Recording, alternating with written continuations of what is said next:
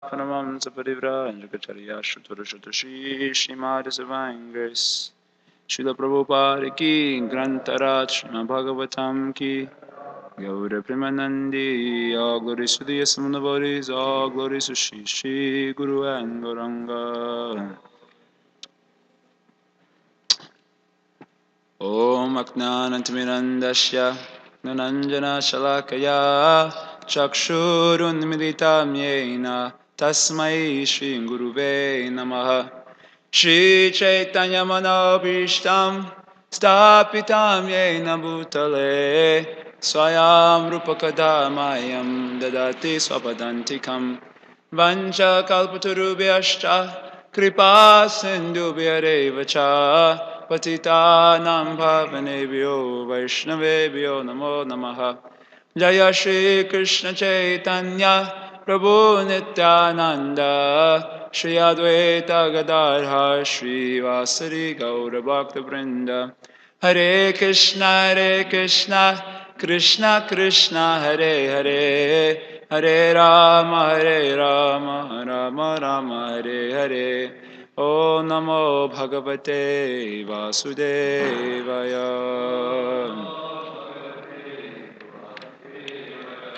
Om Namo Bhagavate Vasudevaya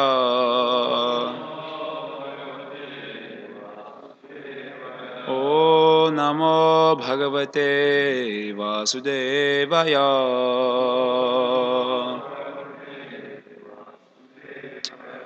Hare Krishna. Srimad Bhagavatam, Canto 6, Chapter 9.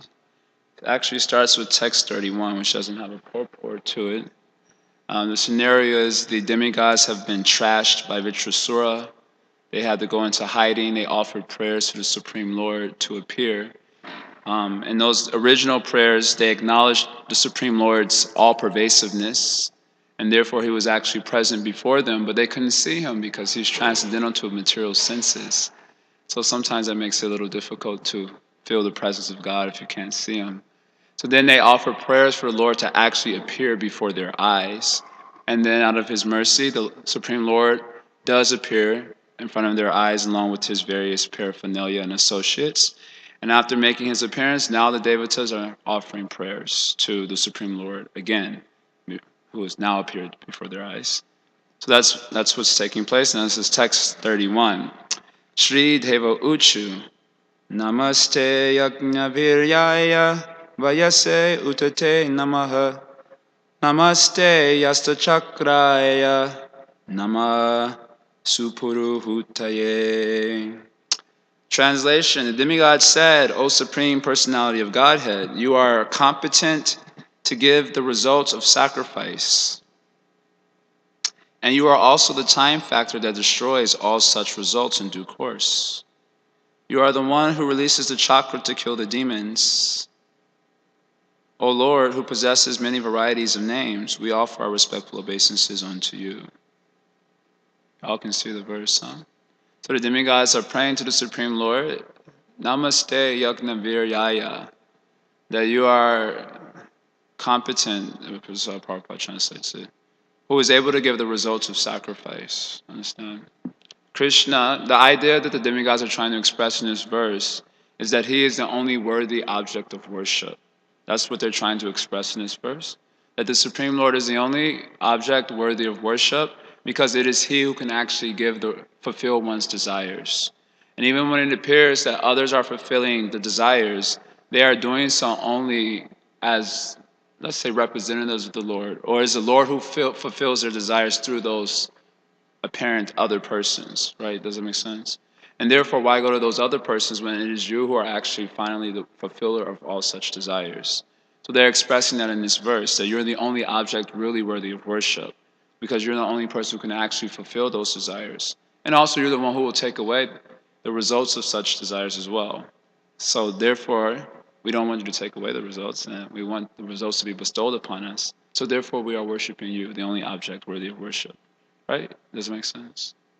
There's this nice verse in Bhagavad Gita, in the 7th chapter. Sataya Shadaya Yukta Tasha Aradhana Mihate. You know this verse? Labate Chatata Kama Mayaiva Vihitani Tan.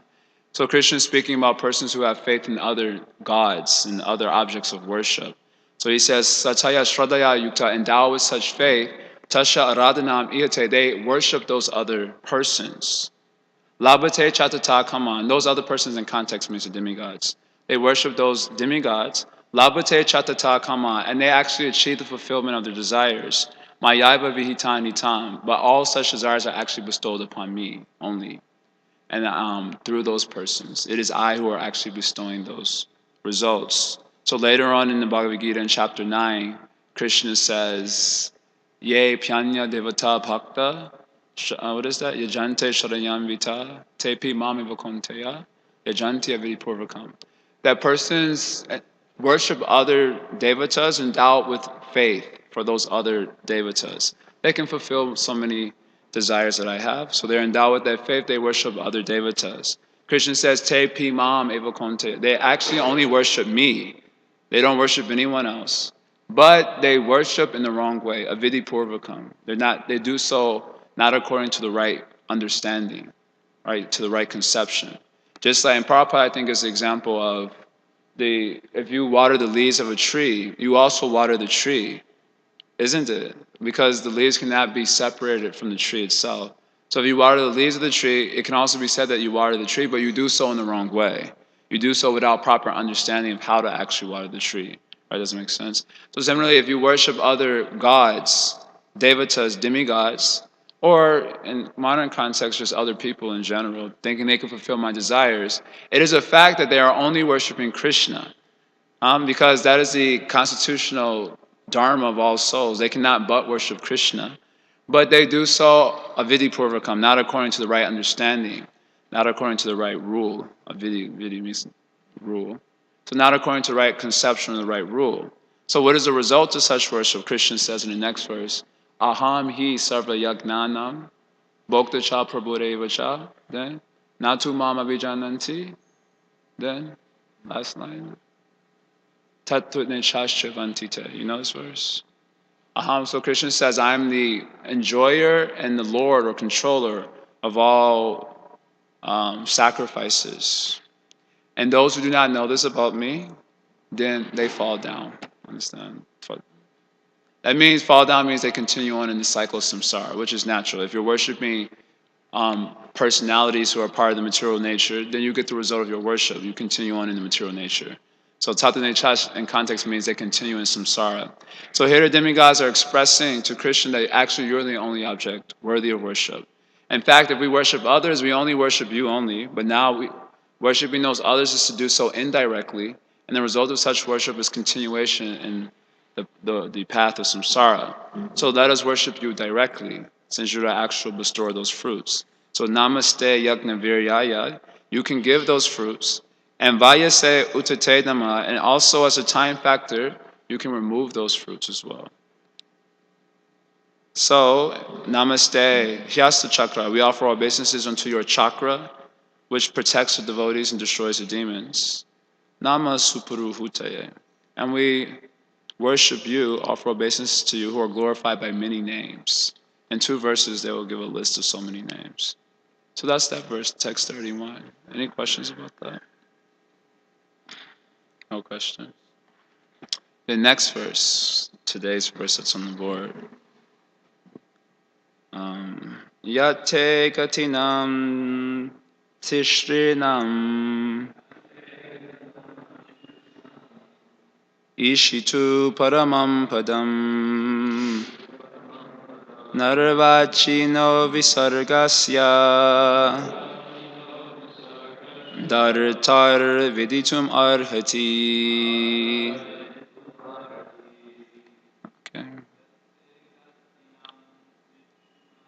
Yate gatinam tishrirnam ishitu paramam padam narvachino visargasya dartar viditum arhati. Mothers. Yate gatinam tishrinam ishitu paramam padam Narvachi no visargasya Dartar viditum arhati. The word to word meaning yet, which, te, of you, gati nam tishrenam, of the three destinations, the heavenly planets, the earthly planets, and hell. Ishitu, who are the controller, Paramam Padam, the supreme abode, Vaikuntha Loka. Na, not, Arvachina, a person appearing after, Visargasya, the creation, Data, a supreme controller, Veditum, to understand, Arati, is able. Translation and purport by Srila Prabhupada Ki Jaya. Translation, O Supreme Controller, you control the three destinations, promotion to heavenly planets, birth as human being, and condemnation in hell. Yet your supreme abode is Vaikuntha, Dham. Since we appear after you created this cosmic manifestation, your activities are impossible for us to understand. We therefore have nothing to offer you but our humble obeisances. Purport: an experienced man generally does not know what to beg from the Supreme Personality of Godhead. Inexperienced. I said that right? Everyone is under the jurisdiction of the created material world, and no one knows what benediction to ask when praying to the Supreme Lord. People generally pray to be promoted to the heavenly planets because they have no information of Vaikuntha Loka. Srila Madhvacharya quotes the following verse: Deva Lokat Pitrir Lokat Irayach Chapiyat Param Tishribhya Paramam Stahanam Vaishnavam Vidusham Gati. There are different planetary systems known as Deva Loka, the planets of the demigods, Pitra Loka, the planets of the Pittas, and Niraya, the hellish planets. When one transcends these various planetary systems and enters Vaikuntha Loka, he achieves the ultimate resort of the Vaishnavas. Vaishnavas have nothing to do with the other planetary systems. Srila Prabhupada Ki Jaya. So they're glorifying Krishna. Yate gatinam tishrinam ishitu. You are the controller of the three destinations. The three destinations meaning the heavenly planets, attainment of the heavenly planets, attainment of birth as a human being on the earthly planet, or condemnation to hell. So in other words, you are responsible for persons getting the fruit of these different destinations according to their activities. So it's not like karma is a mechanical system. There's a personality behind the laws of karma. The personality is Godhead himself as a super soul. So he is responsible for the fulfillment of the fruits of various activities. And so you can also give us the fruit of what we want. So what is it that the demigods want? They want Swargaloka. So that's why they glorify Krishna this way. In the previous verse also, you are the only object of worship. You can bestow the fruits of one's desires. So what do you desire? I desire Swargaloka. That's what they're asking for. You're a controller of the three types of destinations. You bestow the fruits of various activities. So we're worshiping you so we can get the fruit of Swargaloka. So that's what Prabhupada says, sir. Generally, people pray to the people to promote it to heavenly planets. So the question comes up, why you not pray for Vaikuntha Loka? Vaikuntha Loka is much better than Swarga Loka. So, what to speak of earth or hell. Vaikuntha is nice. Why you not pray for Vaikuntha? So then the demigods are saying why they don't pray for Vaikuntha. They're saying, Prabhupada's translation, since we appeared after you created this cosmic manifestation, your activities are impossible for us to understand. Understand? They're saying here, Na bharchino visargasya datur veditum arhati. So na veditum arhati, we are not able to understand you. Why? Because we appeared after the creation. In other words, there's two types of creation. We call it first creation, secondary creation. The first creation is when the Supreme Lord manifests all the ingredients of the material universe. And the secondary creation is when Lord Brahma assembles all the ingredients of the material creation and then bestows upon living entities their various bodies according to their karmas. Right? You understand? First creation, secondary creation. First creation means?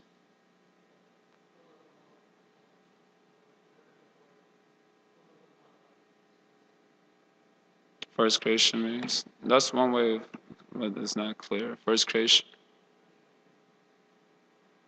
Huh? No. Yeah, it's the Supreme Lord manifesting the ingredients of the material universe. Secondary creation, Lord Brahma is assembling those ingredients according to the karmas of the various jivas who will now take birth. Understand? So we appear after the secondary creation. We appear after, or we're part of the secondary creation. We appear after. Therefore, we cannot know you who are existing before even the first creation.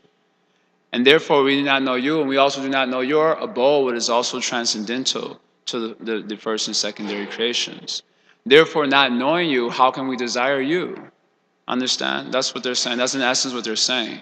Question is coming. You're praying to me, the Supreme Lord, for Svargaloka. Such foolish desires there. Why are you not praying for Vaikuntha Loka?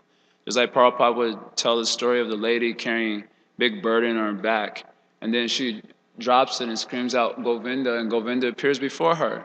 And then she says, can you please pick that up and put it back on my back? Foolishness. How could you ask for such foolish things? Why are you not? I'm now the Supreme Lord has appeared before you. Now you can get whatever you want, and you're only asking for petty things, Svargaloka. Why are you praying like that? And so the demigods are saying, we appeared after you appeared, and therefore we cannot know what is your transcendental position, your transcendental abode. And therefore, not knowing that, how can we desire that? That's what they're saying. Even when Krishna appears, like Krishna says in the Gita, Avajananti Mam Muda, what is that? Avajananti Mam Muda, Manusham Tanum Ashranam. Yes. Manusham Tanum, when I take this form of a human being, Manusham Tanum Ashrita. Then fools deride me, they think I'm an ordinary person, Param Bhava Majananto, not knowing my transcendental nature. That is the reason they deride me. So in the same way, not knowing the transcendental nature of Krishna, persons are not able to pray for transcendental things. They can only pray for things in which they have experience of in this life or previous lives. Sometimes we may not pray for things that we've experienced in this particular life, but in our minds are some scars of so many other types of experiences. Some scars means like a mental imprint. And those mental imprints inspire us to pray for so many other things, even though we've not experienced any of these things in this life per se. But the reason that we pray for other things is because those mental imprints inspire us to do so from previous lives as well. So in other words, having only experienced Prakriti, this material world, I only desire Prakriti. I don't desire anything else. I do not know you. You existed before. Just like this verse from the Gita, Name vidu suragana prabhavam namaharshaya. Then, aham adirhi devana maharishinam chasarvasha. Krishna says that I am the source of the demigods and of the rishis, and therefore being their source, they cannot understand me. In other words, if something existed before we existed, it cannot be known to us except for by disclosure. It has to be disclosed to us by that something or by some person who knows that something, right? Just like history. Just like how many of us believe that, Mahatma Gandhi existed? Now he existed before we existed in our present conditioned state. Why do we believe that? Who told you? So many people, right? Someone would say, well, I saw a video. But how did you know that person was Gandhi? There's so many videos you see. How did you know that individual in the video was Gandhi? Because someone told you, isn't it? So if something existed before you existed, you cannot understand it except for by disclosure. So because Krishna and his abode exist before the creation, first and secondary creations, Krishna and his abode cannot be known unless it's disclosed to someone, unless it's revealed. That's in Aham Adirhi Devanam. Because I am their very source, they cannot understand me. Somebody may say the demigods cannot understand because they're into sense gratification. So if you're into sense gratification, that's why it blocks the ability to understand. So then Krishna also mentions the rishis, because the rishis are detached from sense gratification. And even the rishis, they cannot understand me.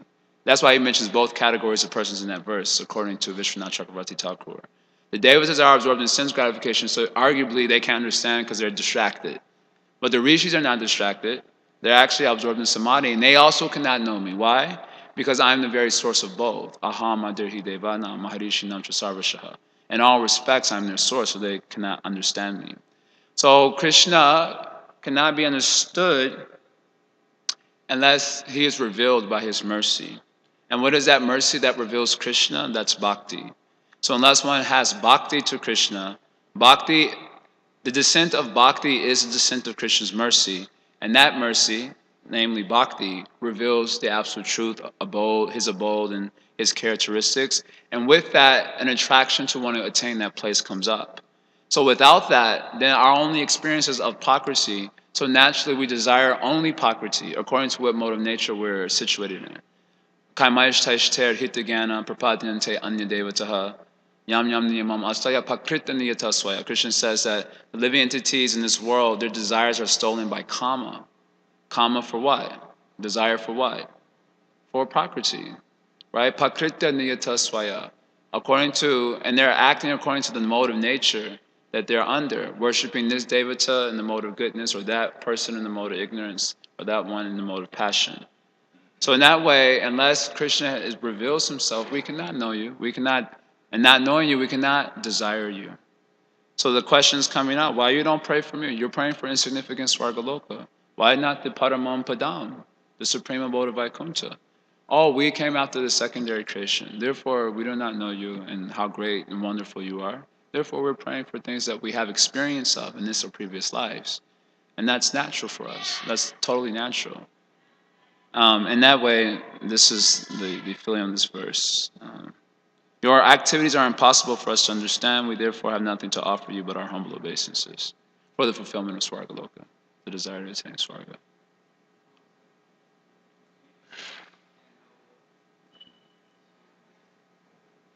Yes.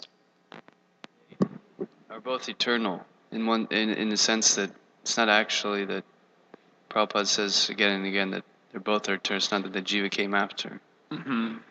So how do we understand that? Yeah. So just as Krishna is eternal, the jiva is also eternal. That's the point. So it's not that the jiva came after the creation; he was already eternally existing. So what is meant by that we came after the secondary creation? That means that the jivas, before the manifestation of Prakriti, are existing inside the body of Mahavishnu in a state of susupti or deep sleep, which is like anesthesia. So in the state of that is almost like it is compared to in the Bhagavatam like the deep sleep, like mode of ignorance and deep sleep. So therefore they do not know anything in that state of susupti. And then after the material manifestations projected from the Mahavishnu, then they enter into Prakriti. According to their various karmas, they get what is that verse? Itra dvesha samutena, dvandva mohena bharata. So they take birth, and then all those impressions of desire and hate keep them fully preoccupied with the material world. So as soon as you take birth, in that verse, Itra dvesha samutena Bhagavad Gita, it comes after Krishna saying, "Na mam tu vidana kashchana," that I know everything, but me no one knows. Me no one knows. This is the third time Krishna says it in chapter 7. And then the question comes, why is it that no one knows you? And then the next verse, Itra dvesha samutena, dvanda mohena bharata, because they're completely preoccupied with the material world, impelled by desire and hate. And where does that desire and hate come from? The desire and hate came from their previous birth in the material world. So in that way, being preoccupied with the material nature, they cannot turn their attention towards Krishna. So they cannot know me. So the living entities are eternal, but they've been, from beginningless time, absorbed in Prakriti when it's manifested. And when it's not manifested, when it's retracted, then they're in a state of susupti. So in this way, it is being expressed that we appeared after. So yes, I'm eternally existing, but I'm not eternally having understanding of your transcendental position. Every entity in the material world has an eternal relationship with Krishna, only because everything has an eternal relationship with Krishna. Krishna's Shaktis have an eternal relationship with Krishna. So that is the eternal relationship that is being spoken of when talking of the conditioned soul. They have an eternal relationship because they're the Shakti of Krishna, which eternally relates to him. But they've been practically for a time without beginning projected into the material nature. And then in this process, Krishna unfolds his Prakriti, and then the jivas unfold according to their karmas. And then at the dissolution, Prakriti is drawn back into the Supreme Lord along with the conditioned jivas, and then they're in a state of susupti. And there was no beginning to this process. Therefore, Prabhupada says Prakriti is eternal. There was no beginning to the process of projection and retraction of the material universes and the jivas who are caught up in the material universe. And that way, there is no contradiction between their eternality and their being unable to know Krishna. Hare Krishna. So first of all, I'm sorry I was a few minutes late. Second, I think your class was really, really nice because it has a lot of implications for how we practice sadhana bhakti. Because we're always using our intelligence to move forward, and then the experience catches up, and then the faith also grows. But it's always with the intelligence, knowing that this is good for me, Krishna does exist, like that. And I was thinking that faith is what we haven't experienced these things yet, So, but then we push ourselves forward. One thing that I've been thinking about lately, and I know you don't like how we generally use this word, so I'm using it carefully, but the word love, we're always told that Krishna loves us, Krishna wants us back in the spiritual world more than we want to go back, all these different things.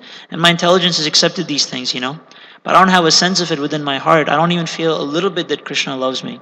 My intelligence knows, but inside I don't feel it. And I'm just wondering if at some point that feeling should come, if one is to keep moving forward to sort of nurture his inner faith. Or is it just a matter of using your intelligence till you attain a state of, say, nishta or ruchi, at which point you know beyond conviction that Krishna loves me? Anyone has Bhagavad Gita 241? Prabhupada makes an interesting relationship between faith and intelligence. The way he speaks about Buddha Yoga in 241 Bhagavad Gita, he draws a connection between faith and Buddhi there. So I just wanted to read that. Yeah, Prabhupada says here. Yeah, the first sentence of the purport. Prabhupada says, a strong faith that by Krishna consciousness one will be elevated to the highest perfection of life is called vyavasayatmika intelligence. You see that? I'll read it again. A strong faith that by Krishna consciousness one will be elevated to the highest perfection of life is called vyavasayatmika intelligence. So he draws a relationship between buddhi and faith here. That it is strong faith that allows the buddhi to remain determined. Indeed, that's a fact. Without having faith in the objective, then your intelligence will not be able to remain fixed on the objective pursuit, especially when there are a lot of obstacles.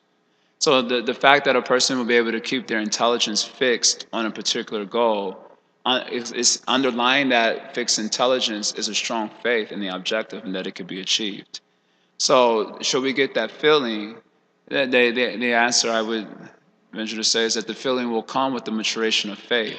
Along with the maturation of faith comes you can say the purification of intelligence or the fixedness of the intelligence. But as one gets a strong faith, a strengthening of faith gained by the association of sadhus, then one gets a sense of Krishna's love and affection for us. Prabhupada writes like this in the Chaitanya Charitamrita, I think in the Adi Lila chapter 1, when this verse is quoted, Satam Prasangam Amavirya Samvido, speaking of the importance of association of devotees. Prabhupada says by the association of devotees, one gets a sense of what Krishna consciousness is. A sense, I'm getting there like a feeling for Krishna consciousness. They get a feeling for it in the association of the Sangha of devotees. They get a sense of course, they get an understanding of the various truths of Krishna consciousness. And they get a feeling for Krishna, maybe how Krishna even thinks, how they get a feeling for Krishna consciousness in the Sangha of devotees. So in the Sangha of devotees, they get faith, they get a feeling for Krishna consciousness, they get a feeling of their relationship with Krishna. And that way, should we feel it? I mean, yeah, we'll feel it with the maturation of our faith more and more and more. And definitely feeling is related to our subtle body. So as our subtle body is getting purified, we will feel a stronger connection with the absolute truth, especially in the context of Krishna consciousness, because we cultivate everything in relationship to Krishna. So as our subtle body is purified, of the various attractions to the material nature, we will naturally get a stronger feeling for Krishna consciousness and a feeling towards Krishna also, with the purification of our subtle body in the context of Krishna. So we don't purify our subtle body like other processes of yoga without Krishna really being so much involved. We purify ourselves in relationship to Krishna, the deity, the holy name of Krishna, the topics of Krishna. So that's how our subtle bodies are getting purified. So our sense of feeling and experience is based on our subtle bodies in the conditioned state. And so as our subtle bodies are purified in front of the Krishna, then we will get a feeling for the absolute truth more and more and more. So if we're not feeling it, that just means we're not sufficiently purified. We haven't sufficiently purified our subtle body. And therefore, our cognition of the relationship with Krishna is being blocked. In light of what you're saying, it would be foolishness to wait for the that internal feeling, but rather if one's intelligence is able to capture it, then one should move forward in his spiritual life instead of waiting for the inner experience to kind of, you know, it's kind of like saying Krishna first, like someone could say, first you show me that you exist, and then I'll try to worship you. Of course, that's foolishness. It sounds like foolishness. You just have to just kind of accept it on intelligence that, okay, Krishna loves us, instead of waiting for that feeling from within. Just move forward, you know. Yes, of course, intelligence has a lot to do with our feelings also. It's not like intelligence over here, feelings over there. But when we speak of feelings, we generally speak of the mental platform, something that's appearing in the mind. And it's the mind who sends those feelings to the intelligence. And then the soul who identifies with that is moved by that. So therefore, the intellect is not like the intellect is separated from the feeling of Krishna consciousness. But when you use the word feeling, I'm just making a distinction between like the mental something that comes up and then just our ability to understand it in a kind of objective sort of way. And yeah, obviously, it's like if you have glasses on and the glasses have dirt on them, so you can't see through them. So what? And you're saying, why don't I see anything? Why don't I see anything? Well, it's because there's dirt on the glasses. You have to remove the dirt from the glasses, then you can see something. So as long as the intelligence and the mind are dirty, then you can't feel anything or experience anything as such transcendental. So then to wait for that without doing the work of removing the dirt from the glasses, from our subtle body, which will allow for the experience, then yeah, that's silly. First, you have to do the work. You have to do the work of taking the medicine. Then in a healthy body, you can eat good foods. So when you're sick, you can't eat the good food stuff. So you have to get healthy. So to get healthy, you have to take this nasty medicine, this antibiotic. Now the mind says, no, don't take that. That doesn't taste good. But the intelligence can override that and say it's good for you, take it anyway. So enthusiasm in Christian consciousness is based on an intelligence. That's what Prabhupada says. Because you don't have to be, it's not like you wait for something, you don't wait for enthusiasm to descend into the heart. Like in the kirtan, I'm not feeling inspired. And I'll just wait for the enthusiasm to descend into the heart. No, that doesn't work like that. You have to be intelligent. Enthusiasm is based on intelligence. I need to do this for my benefit.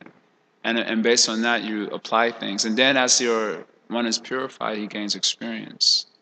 And from that experience, a deepening of faith, from a deepening of faith, a strength to move forward, and then like that, it goes on. Ratak Prabhu wants to say something.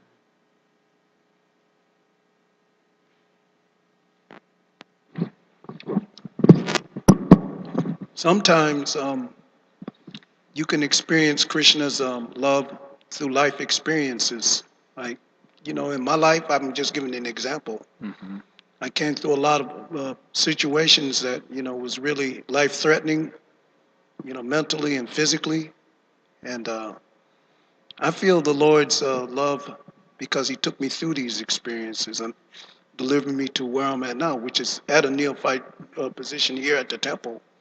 But going through life, I went through a lot of things, and only Krishna could have. I called out to Krishna, and in absolute surrender, I just called out to Krishna, and I was like very impure, very ignorant, He revealed himself, to me, but through protecting me, and I could feel his presence. Yeah. Yeah. Yeah, as devotees of Krishna, then anything that happens in our life, we will see it as Krishna's mercy. That's even a regular principle, an anga of bhakti. Accepting everything as Krishna's mercy is an anga of bhakti. So that's why, as devotees, we will certainly experience everything in life as the manifestation of Krishna's kindness towards us. Yeah. Srila Prabhupada said, if you're not enthusiastic ahutsaha, get there. By intelligence. I remember saying, if you're not enthused, then get enthused. And then let's see. Chanaka Pandit said, even if one is a dull-headed idiot, he can still be inspired by sadhus. And then, what did he say? In the beginning, it's like poison, but in the end, it's like nectar. So we hear that. So we're in a poison state at sometimes or other. Thanks. Thanks. All right. Anything else anyone wants to say? Acharya. I just wanted to share one other thought. Maybe you can expand on it. That Prabhupada phrased it nicely. That the problem is a misplaced affection. That this principle of affection is being directed towards material things. So to the degree that we have affection, attraction for things of this world, our love of God is hindered. We can't feel the Lord's presence. So just hearing it in that context made me realize more, where the affection the intrinsic affection we have, where we're putting it, and how that's affecting our relationship with Krishna, or our perception of Him. Yeah. Yeah, it can be expressed that way.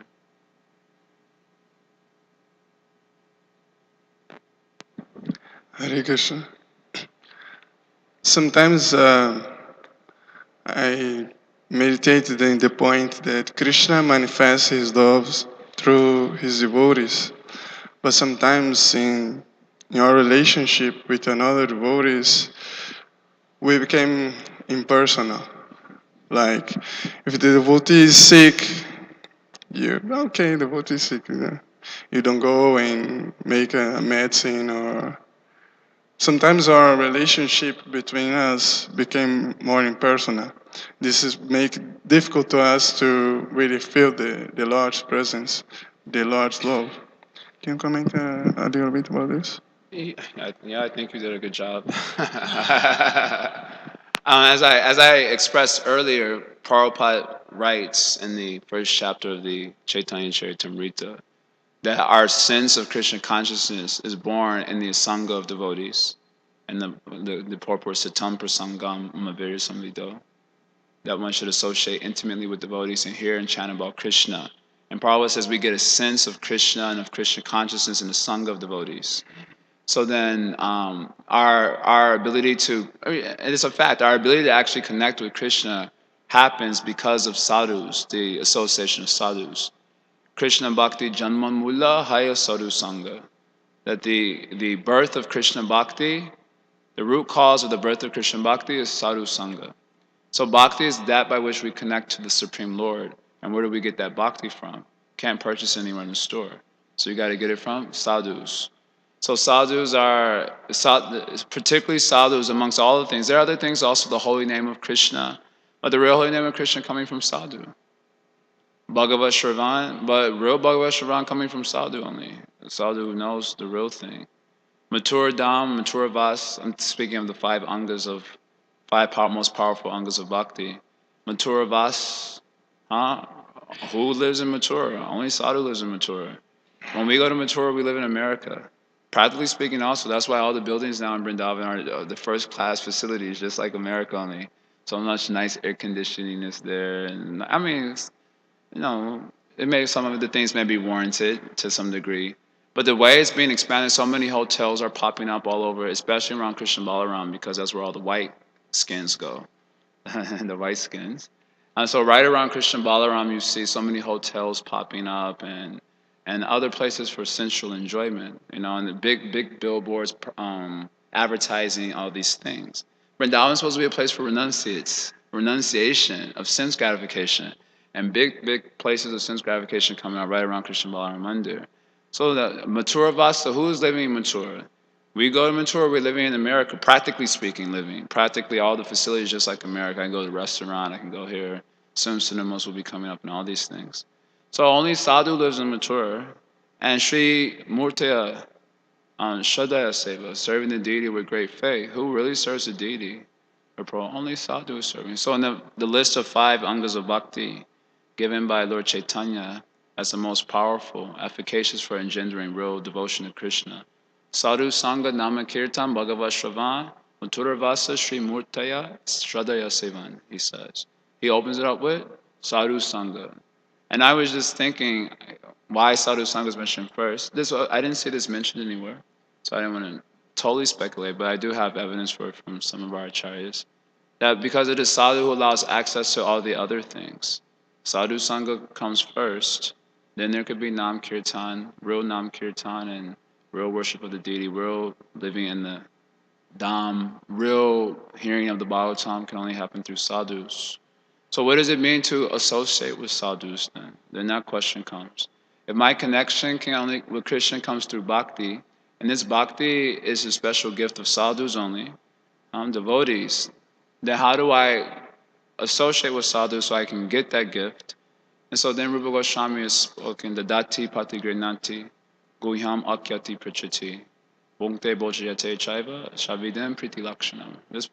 The 6 loving exchanges amongst devotees, giving gifts, receiving gifts, giving prasadam, receiving prasadam. And then the 2 most important, guhyam akyati prachati. Prachati means inquiry about Krishna consciousness from sadhus.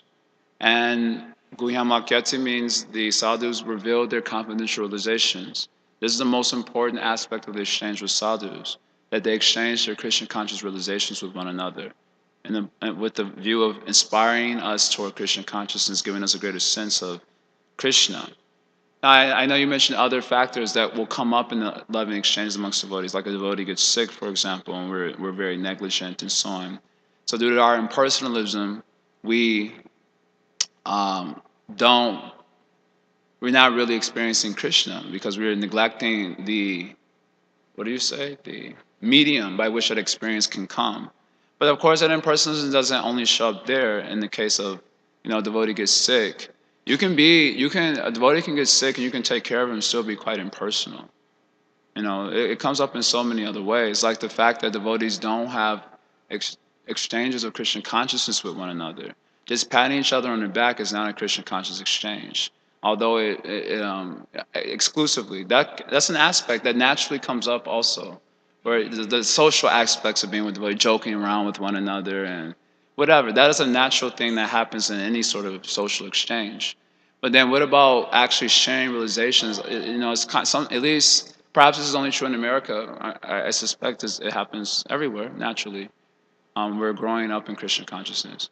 But where you you sit together with devotees and share your realizations in Krishna consciousness. How many of us can say that we actually do that in a day? With even one devotee where we just sit and exchange topics of Krishna with one another. Janmashtami was a good day to try to do that. But usually it's like we do services together, which is nice. And even that time we're impersonal, even when we serve together. Now, when you do services together, someone can, like, for example, start a kirtan, and while you're washing pots, someone is the leader, and so maybe playing with the pots a little bit, and then the other devotees are chanting, and like that. That can be really nice sangha, That's what we were hearing yesterday about Jamuna Devi. Antaji was saying when they would have like a cleaning festival for hours, and they would just in Sharanagati, which was the place where she resided. And they would just sing for hours while washing pots and cleaning the temple, for example. Now, that's like a very wholesome Vaishnava exchange.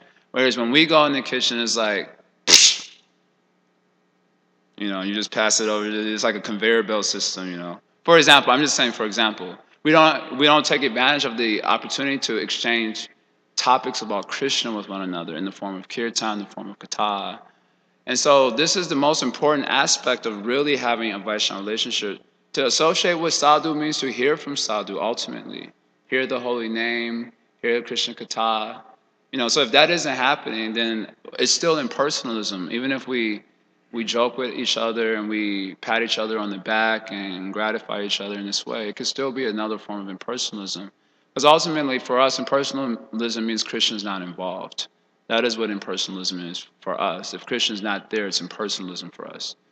So we can be personal with each other, but if Krishna's not in the picture, it's impersonalism, right? A manifestation of it.